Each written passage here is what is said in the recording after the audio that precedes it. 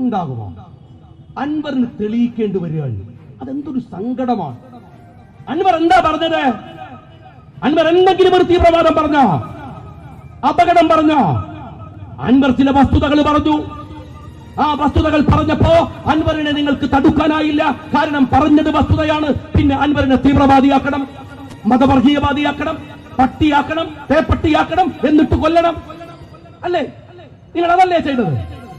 എത്ര നിസ്സഹായനായിട്ടാണ് ഒരു മനുഷ്യൻ, ഇടതുപക്ഷത്തിന്റെ MLA പദം ഇപ്പോഴും കയ്യിൽ വെച്ച ഒരു മനുഷ്യൻ, ആയിരക്കണക്കിന് മനുഷ്യർ തടിച്ചുകൂടിയ വേദിയിൽ പറയാണ് ഞാൻ മതേതരവാദിയാണ്. തെളിവ് കണ്ടോ?